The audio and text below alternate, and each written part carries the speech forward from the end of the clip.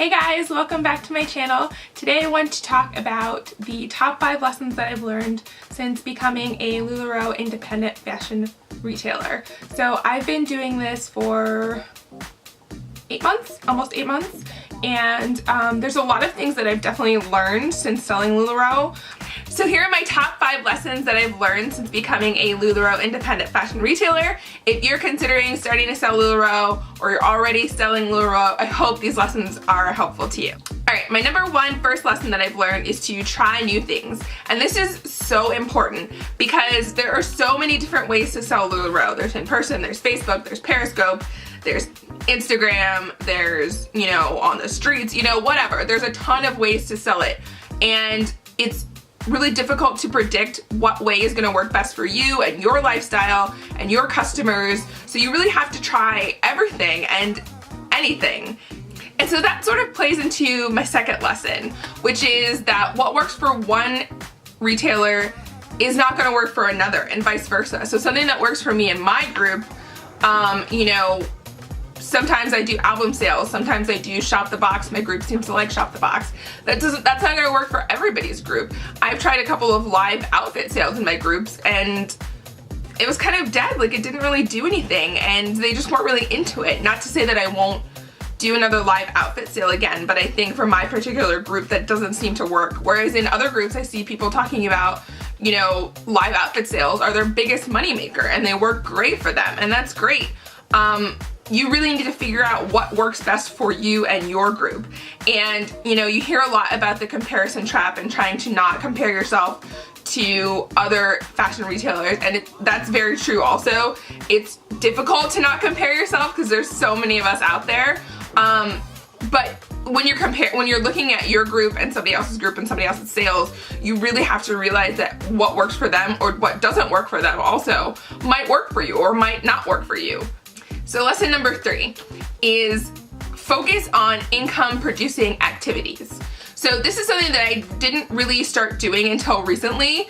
I would be doing a whole bunch of things and spending a lot of time, and not all of those things and all those activities are actually bringing back money or building relationships. Not everything has to be a sale. If you're building relationships with your customers and you're gaining their trust and getting them to want to shop with you and hang out with you, that's worthwhile, that's worth your time. If you're doing something that's not building relationships, that's not directly bringing money in, then it's just wasting your time. And I am a twin mom. I have 2 twin 1-year-olds. I have a full-time job in addition to selling LuLaRoe, so I don't really have time to be wasting on things that aren't bringing anything back to my business. The number 4 lesson that I've learned, and this is something that I mentioned at the beginning of this video, is that selling LuLaRoe is hard. I will not sugarcoat that. I know a lot of people out there will sugarcoat that, oh, it's not hard. No, it's hard, okay? It's hard. Let me tell you, straight up, selling LuLaRoe is hard work. Now, I think I realized this when I got into it. My sponsor told me it's gonna be hard, it's gonna be hard, it's gonna be hard. And I think you hear it, but you don't quite realize it until you really get into it, especially if you're doing album sales, taking pictures, hanging stuff up on hangers. It's a lot of work and it takes a lot of time. And so that's why it's important to go back to the lesson that I just talked about in focusing on your income producing activities. So that hard work and that time that you're putting in is really getting something out for you. You're not just doing hard work just to do hard work. So number 5, my 5th lesson that I've learned since becoming an independent fashion retailer with LuLaRoe is that balance is important. Balance not only in your business and balancing, like I said, your income producing activities and your relationship building activities, but also balancing your personal life and your family life. And, it's really hard to be on and be, fun and enthusiastic about LuLaRoe if you never have any time for yourself, if you're run down, if you're sleep deprived, if you're hungry, if you're neglecting your children. Like I said, I have 2 kids and it's really important to me to spend time with them while they're little. This time goes by so quickly and I want to be there for them. And I wanted to sell LuLaRoe to make extra money for my family. So for me, and this is different for everybody, and you have to realize what works for you and what doesn't work for you and your family, but for me, you know, if I'm spending all this time in this business and I'm missing out on this time with my children, it's not worth it to me. So I've really been working on this, and this is an ever evolving lesson for me, as I'm sure it is for a lot of people.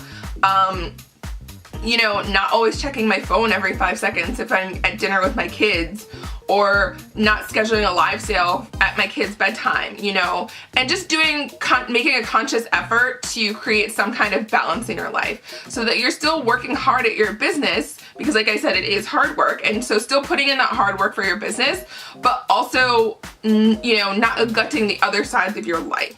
Okay, that's it. Those are my top 5 lessons that I've learned since becoming a LuLaRoe independent fashion retailer.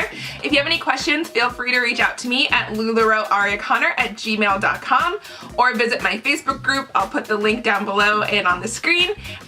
Or feel free to leave a comment here on YouTube, and I would love to chat with you. See you next time. Bye.